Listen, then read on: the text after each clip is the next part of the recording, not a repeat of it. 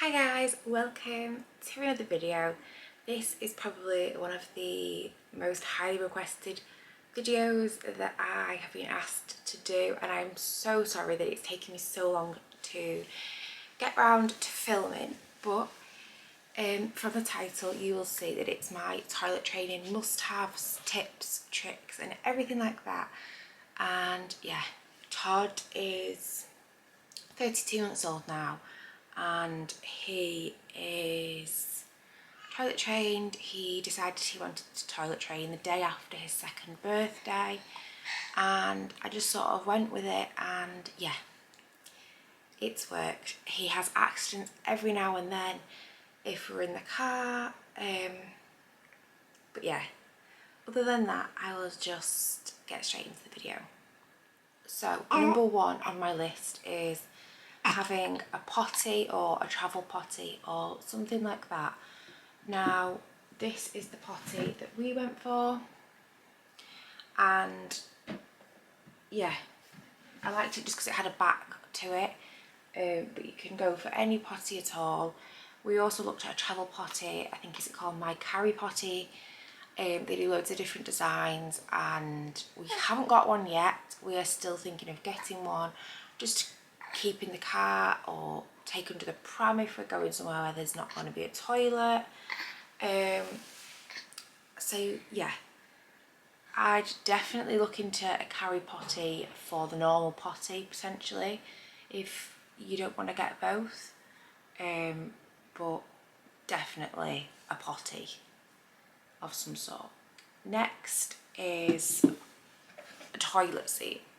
We introduced this to Todd right from the start when we started toilet training, and he took to it straight away. I think because he didn't see any difference of, oh, you use the potty and you learn on the potty, it was you learn on both. He took to it straight away, and to go with that, obviously a step, not just for reaching the toilet but for being able to get to the sink and wash his hands after he's been for a wee, and you know, use the toilet and whatever else. So yeah, definitely those three. Next, number 4 would be non-antibacterial hand soap, because children shouldn't use antibacterial hand soap just because the germs in our hands are actually good germs, and by using a antibacterial we're taking the good germs away. So yeah, a non-antibacterial hand soap. This is one that we've recently converted to since having Aster. Before I just used to, if he'd had a poo, I still use wipes on him. I don't want to use tissue, I don't know why. I have done, but I think I find it easier sometimes to just use wipes on him. And I went to the baby event in Manchester just before Aster was born and came across a brand called Pura, and they are the only Fine to Flush certified by the water board to flush wipes. They literally shred in your hands, and yeah, they are waterboard approved to flush, so you genuinely can flush these wipes. And if you do get a pack and you do just open them, and you'll see they genuinely do tear so easily. So yeah, we buy these. We used to use water wipes and now we've switched to these because they are literally the same, other than these are shreddable and biodegradable. And yeah, so I highly recommend these wipes, and it means that if he's gonna poo in the potty, I can just wipe his bum, put the wipe into the potty, and then I can just pour and clean the potty out, and I don't need to like separate the wipes from the potty and what's going in the toilet and what's not, which has been very handy. Next has been reading this book for me. This book was a really good starting point, and I know there's a few other books that I looked at buying and I thought I had more time to read them, and so I but I didn't, so yeah, I didn't get to read anything else. But I think I started this maybe the January, so it'd been about a year and a half, nearly. And I just thought I'd read it so I knew the knowledge just in case, and then I thought I could read a few more when I got close to the time. But yeah, so this book was a definite good read just to prepare me and know what to expect, and just like some tips and tricks and all that sort of stuff. The next is lots and lots and lots of underwear. I can't stress enough, I have so much underwear, which does also lead on to another one, and it's clothes. I have so many clothes, and wear loose clothes. So if it's a girl, wear a dress. If it's a boy, wear joggers, don't wear leggings. Anything that's tight on them, just avoid, but have lots and lots and lots and lots and lots of clothes, because you will have accidents and you will have numerous changes of clothes. So definitely lots of clothes and underpants. One thing that I will just add is take them to the shop and let them pick their own underwear, because giving them the freedom to choose their own underwear gives them that freedom that like it's on their terms, like they're doing it. They're picking something that they want to wear. So Todd picked up like diggers and tractor ones. If there's any, I don't think that's focusing, but diggers and tractor ones. So if there's any boys out there that want diggers and tractor underpants, Aster was the best one for digger and tractor underpants. So yeah, let them pick their own.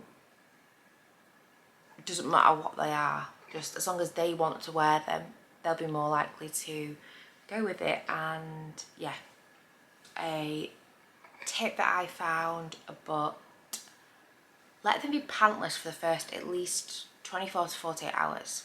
It's so much easier.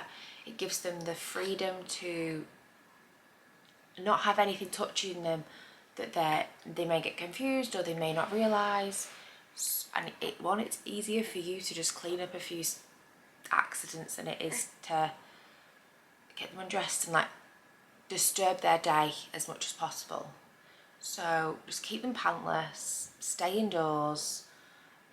Obviously we did it in August, so it was a lovely hot time. I think he was in and out of the paddling pool. So yeah, coming up to summer is a great time. And so yeah, what did I say? Pantless for the first few days. Hence why my son doesn't put clothes on, because he's enjoyed being pantless for so long that even when I tried to put pants back on him, he now doesn't want pants on him at all. But there we have it. Next is a car seat insert. Now I thought I brought this in from the car, but I haven't, so I will try and insert a photo of what we bought here. And this is a genius, because the first few times I was putting a towel underneath him, or I was avoiding going out in the car, and then I needed to go out in the car, so I did need to put a towel down if he did have an accident, because he wasn't aware if he, I think being in the car seat and sitting down and strapped in, it's a different sensation to just moving about the house and being out and about and all that. So he did have a few accidents in the car seat, and the car seat started to smell, so we'd have to wash the car seat. And then I came across this and it was a genius, so we bought one and it's amazing. You just put it in, and once an accident's happened you can whip it out, wash it and put it back in once it's dry. So that's amazing. And we've just said that once like we're fully over the accidents, like he can go longer car journeys, we will just buy a completely new car seat. Next, being out and about in the house, is a wet bag. Now I've got these because I use them for swimming, I use them for when we use reusable nappies. They are the Bambino Mio bags, and you just open up like that, put whatever dirty wet clothes you've got, and then roll it over and fasten it like that. There's times I haven't had that with me and I just use some nappy sacks and just put them in, and then I can open them when they're home. But basically just something that if you've had an accident of any sorts, when you're out and about, you can just put the clothes in and you're not going to get the rest of your bag dirty. So yeah, a wet bag. Another tip that I've got is to always have the potty in the same room as you. So whatever room that is, wherever you're moving about, just make sure the potty's there and make sure they know where the potty is. Just tell them, do you know where the potty is? And like let them point to it or show you or whatever, just so that you know that they know and they know themselves that the potty is there for when they need it. My next one is calm and reassurance. So remain calm, even if they have an accident, whether it's on the sofa and you're frustrated, or you know, they've had an accident, you've got to clean up again, or it's gone all over the toys and you've then got to clean the toys, or whatever it is, just remain calm and give them reassurance. Give them reassurance when they've had a wee on the potty, give them reassurance when they've had a wee on the floor, like, just like, it's okay, good boy, good girl. Like, just let them know it's absolutely fine. Don't shout at them, because it, honest to God, will give them a setback and it'll damage their mental health, it'll lead to possible toilet issues, so it's just not worth it. So just give them as much praise and calmness and reassurance as you possibly can, and the more the better. Also, don't, if they're playing with a toy and they need a wee or they've done an accident on the floor, don't drag them away. Just, we use the wording something along the lines of, if you go and sit on your potty, you can still see your toys, and as soon as you've done a wee or sat on the potty, you can jump straight back off and go and carry on playing. But you can keep your eye on the toys while you go for a wee if you'd like. And he would be happy with that, and he'd be like, toys stay, and he'd walk off, go and have his wee and come back and be happy.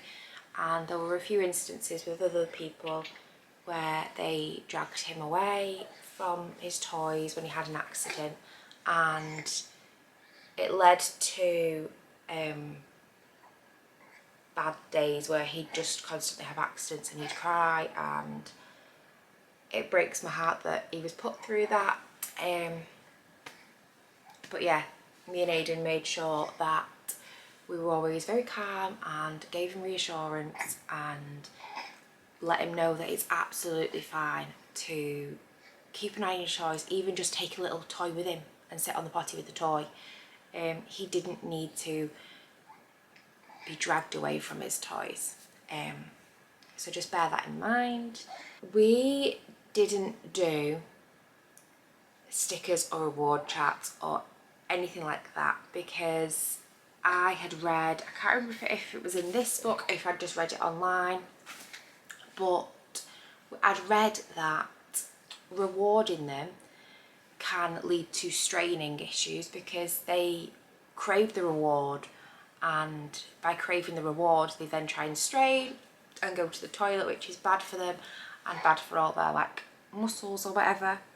So I opted against doing anything to do with sticker chats, reward chats, anything like that, and we did it without, which was amazing. It was just completely off his own back. The next one, which I massively think that this and my next one after this is why it worked so well for us, but we introduced the potty about, how many months early?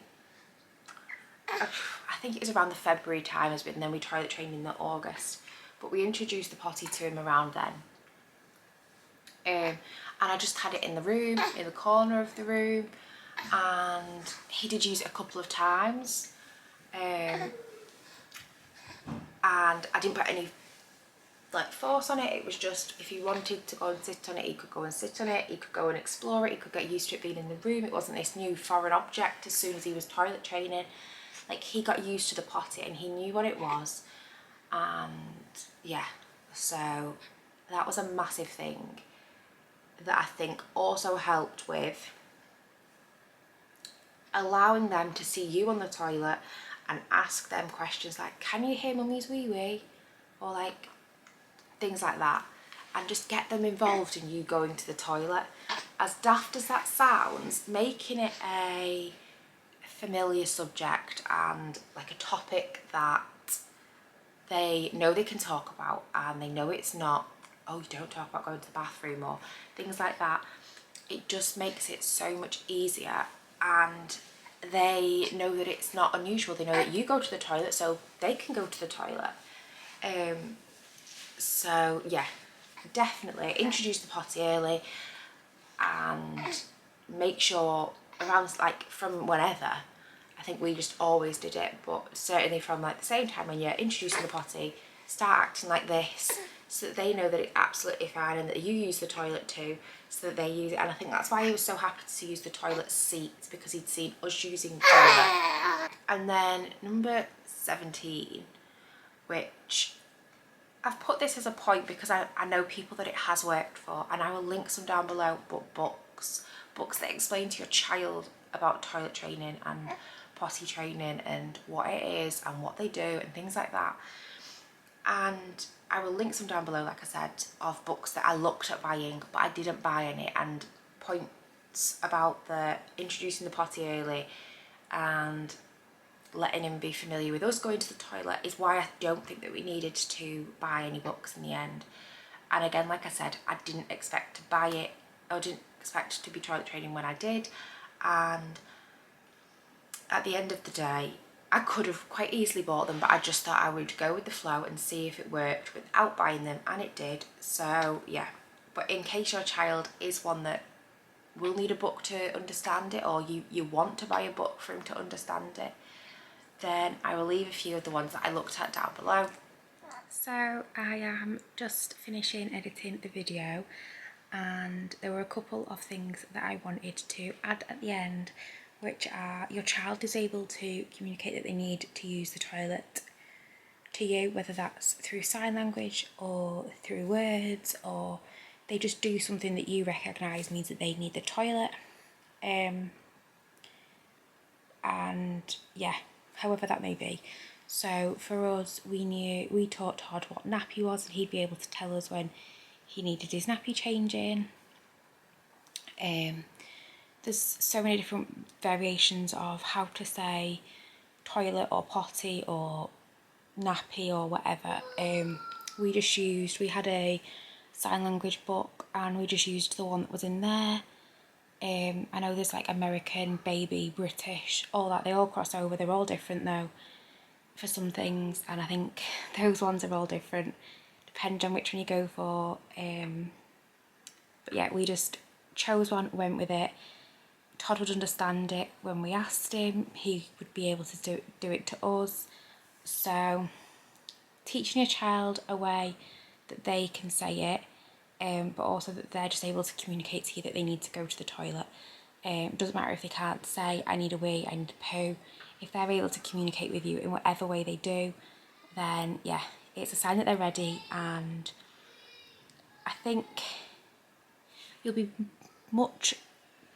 be pleasantly surprised by how ready they are, even when you might not think that they are. I hope that makes sense. But yeah, I will try and leave the links of as many of the things as possible in the description down below. The wipes and the potty and whatever else, books and all that sort of stuff. And yeah, I really wish you the best of luck. I hope that your little one toilet trains okay and everything goes well. If you'd like a separate video on nighttime training, Todd was nighttime toilet trained until I had Aster, and then my milk came back in, and because I'm breastfeeding he wanted to feed again, so I said back to the nappies, and we are just nighttime toilet training again, so I can do a separate video on nighttime toilet training and what I'm doing for that. But yeah, I wish you all the best of luck, and I hope that any of the tips or tricks that I have shared with you today help. And yeah, good luck, and I'll see you with another video real soon.